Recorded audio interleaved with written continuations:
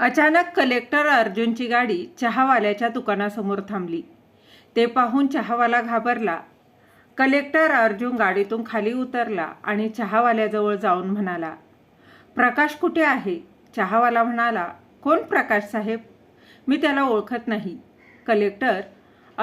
Collector Arjun म्हणाला, अरे तोच प्रकाश जो तुझ्याच अगोदर इथे चहाचं दुकान चालवत होता. तेव्हा चहावाला म्हणाला, साहेब तो तर 5 वर्ष अगोदरच इथून आपल्या गावी निघून गेला. तेव्हापासून मीच इथे चहा विकतो. हे ऐकून कलेक्टर अर्जुनच्या चेहऱ्यावर एक विचित्र भाव आले. अर्जुन म्हणाला, गावी गेले? तू सांगू शकतोस का ते गावी का निघून गेले ते? चहावाला म्हणाला, मला नाही माहीत साहेब. मी त्यांना विचारलेही नाही. मी जेव्हा इथे आलो होतो तेव्हा ते खूप आजारी होते. वाळून एकदम हाडांचा सापळा झाला होता. मला हे दुकान विकून ते निघून गेले. हे ऐकून अर्जुनचं हृदय अगदी जोरजोरात धडकू लागलं. त्याला स्वतःवरतीच खूप राग येत होता की मी खूप उशीर तर केला नाही ना.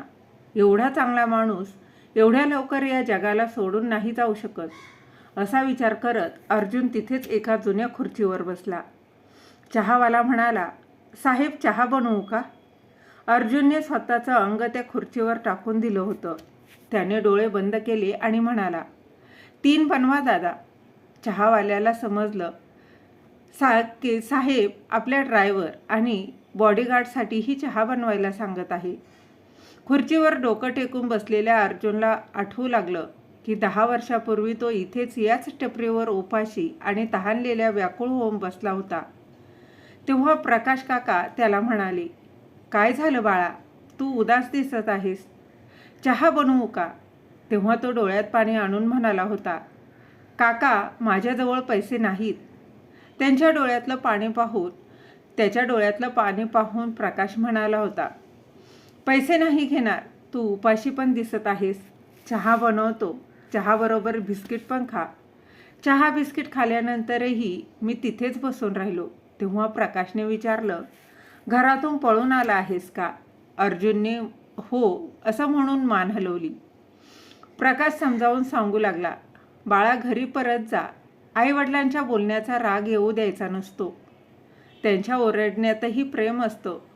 तो रडत म्हणाला, काका मला आईवडील नाही आहेत. मी लहान असतानाच मला सोडून गेले. मी माझ्या मामा मामींजवळ राहतो, पण तिथे कुत्र्यासारखं आयुष्य झालं आहे. ते माझं शिक्षण बंद करून मला कामाला लावणार आहे. त्यांच्याजवळ खूप पैसा आहे, तरीही त्यांना पैसा हवा आहे. पण मला अजून शिकायचंय. प्रकाश म्हणाले, जसे पण आहेत ते तुझे आहेत. तू त्यांच्याजवळच परत जा. तू 18 वर्षाचा लहान मुलगा आहेस.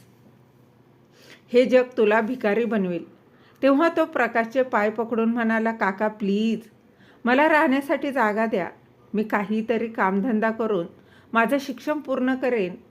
मला खूप शिकायचं आहे. मोठा माणूस बनायचा आहे.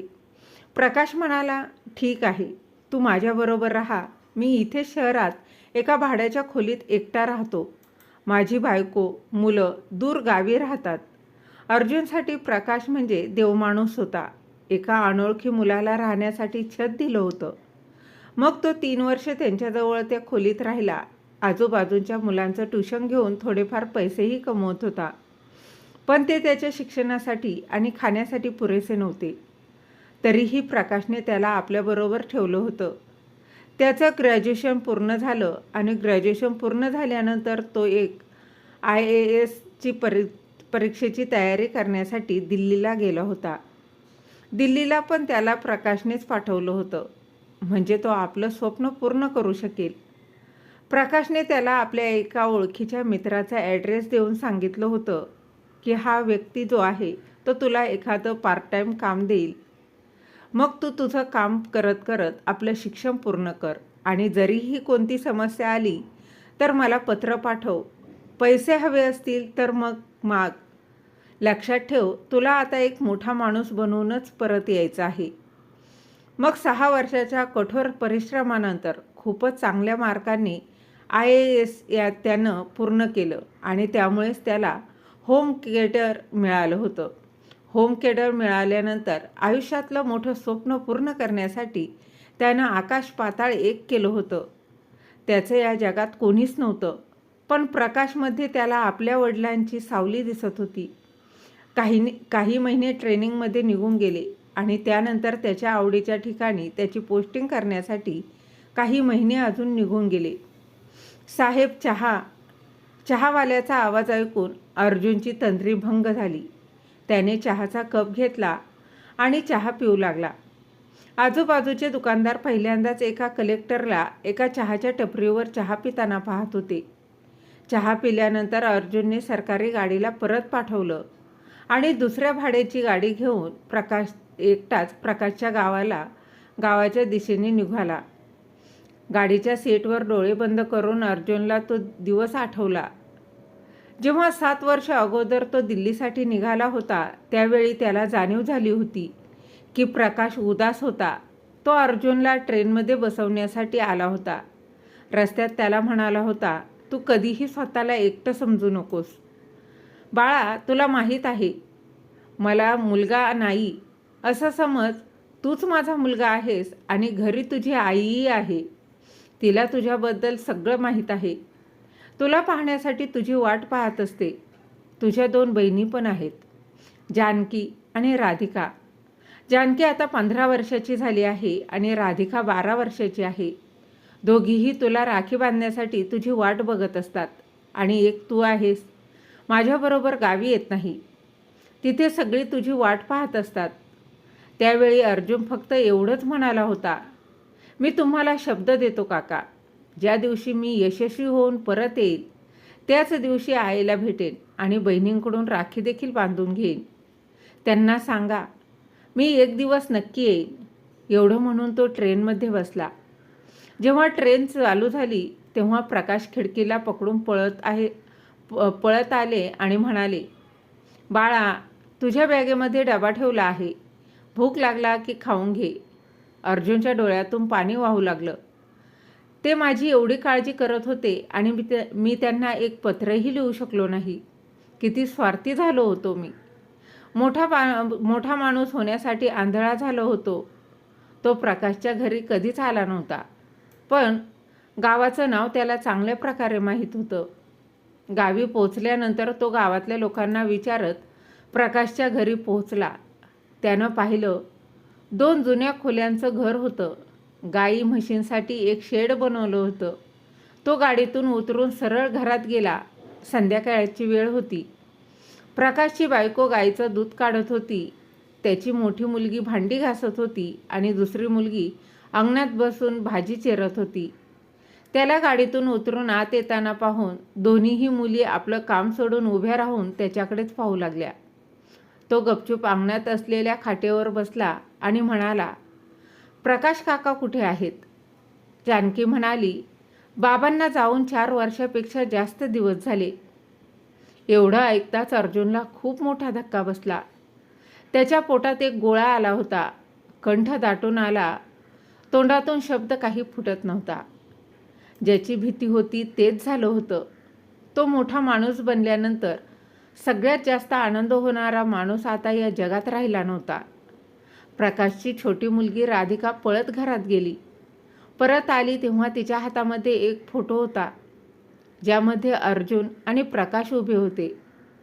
ती कधी फोटोला पाहत होती तर कधी अर्जुनला, आणि मग जोरात ओरडली, अर्जुन दादा, अर्जुन दादा.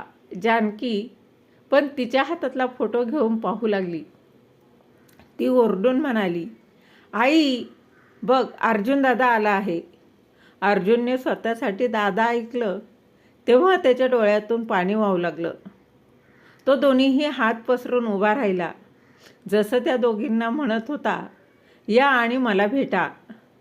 तो त्यांच्यासाठी एक अनोळखी व्यक्ती होता, पण नातं भावाचं होतं. जगातलं सगळ्यात पवित्र नातं. तो या जगात एकटा होता आणि बहीण भाऊ नसल्यामुळे वेड्यासारख्या झाल्या होत्या. त्यामुळे पळत दोघी एकत्र भावाच्या गळ्यात पडल्या. आई पण गायीची धार काढायचं सोडून त्याच्याजवळ आली. अर्जुनने त्यांचे पाय पकडले आणि आईने डोळ्यातलं पाणी पुसत त्याला उठवलं आणि आपल्या कुशीत घेतलं आणि म्हणाल्या, यायला खूपच वेळ केलास रे बाळा. जानकीचे बाबा तुझी खूप आठवण काढत होते. त्यांच्या शेवटच्या क्षणापर्यंत तुझी आठवण काढत होते. तो उदास मनाने म्हणाला, त्यांना काय झालं होतं? तेव्हा आई म्हणाली, 5 वर्षापूर्वी शहरातून परत घरी येत होते आणि तेव्हा माहिती नाही त्यांना कोणता आजार झाला होता. खूप बारीक झाले होते. हाडांचा सापळा दिसत होता. खाल्लेलं काही पचतच नव्हतं. 1 वर्षापर्यंत वेगवेगळ्या ठिकाणाहून औषधं घेतली, पण काहीच फायदा झाला नाही. मग एक दिवस आम्हाला सोडून ते निघून गेले. आई पुढे म्हणाली, त्यांनी गेल्यानंतर खूप संकटं आली. जानकीचे दोन्हीही काका आम्हाला खूप त्रास देतात. ते म्हणत आहेत की घर आणि शेत त्यांच्या नावावर करा, नाहीतर मुलींचं लग्न होऊ देणार नाही. गेल्या 10 दिवसांपासून त्यांनी तर वैताग आणला आहे. बाळा, ते धमकी पण देतात की मुलींचं लग्न झाल्यानंतर तसंही ही जमीन त्यांचीच होईल. अर्जुन म्हणाला, आई, आता मी आलो आहे, अगदी सगळं ठीक करेन. ती भरलेल्या गळ्याने म्हणाली, यायला खूपच वेळ केलास बाळा. तो परतच रडत रडत म्हणाला, मोठा माणूस होण्याच्या नादात मला वेळच मिळाला नाही. ती त्याच्या चेहऱ्याकडे प्रेमाने पाहत म्हणाली, मोठा माणूस? मोठा माणूस झालास की नाहीस? तो म्हणाला, हो आई, मोठा माणूस झालो आहे. आईने विचारलं, केवढा मोठा? पोलिसा एवढा मोठा की तहसीलदार एवढा मोठा? तो म्हणाला, त्यापेक्षाही मोठा. त्यापेक्षाही मोठा? ती अगदी हसून म्हणाली. तो म्हणाला, त्यापेक्षाही मोठा. आई, मी कलेक्टर झालो आहे. जानकी म्हणाली, माझा दादा जिल्ह्याचा सगळ्यात मोठा साहेब झाला आहे. आई म्हणाली, अच्छा, तुम्ही लोक थांबा, मी आत्ताच येते. असं म्हणून ती घराच्या भिंतीजवळ गेली आणि आपल्या जाऊबाईंच्या घरात पाहून मोठ्या आवाजात म्हणाली, ऐकलं का गं सरिता? आणि ऐकलं का गं भारती? आता मी एकटी नाही, माझा मुलगा आला आहे. तुमचे नातेवाईक पोलिसामध्ये आहेत ना? तुमचे नातेवाईक पोलिसामध्ये आहेत ना? मग माझा मुलगा तर कलेक्टर आहे. आता माझ्या शेताकडे वाईट नजरेनं पाहिलं तर तुमचे डोळे काढून ठेवीन. तिच्या जावा तसं ही भिंतीला कान लावून ऐकतच होत्या. जेव्हा जानकीची आई बोलली तेव्हा त्या अजूनच घाबरल्या. अर्जुनला आत्तापर्यंत जो पगार मिळाला होता तो त्याने आईच्या चरणावर ठेवला आणि त्यानंतर तो निघून गेला. पण तो प्रत्येक रविवारी आपल्या घरी येत होता. त्याने ती सगळी कर्तव्य पूर्ण केली जो एक मुलगा पूर्ण करतो. आपल्या बहिणींची लग्न अगदी धूमधडाक्यात केली. मग आईला आपल्याबरोबर घेऊन आता आई मुलाबरोबर राहत होती आणि त्याच्यासाठी एक सुंदर मुलगीही शोधत होती. तर मित्र आणि मैत्रिणींनो, तुम्हाला ही हृदयस्पर्शी कथा कशी वाटली नक्की सांगा.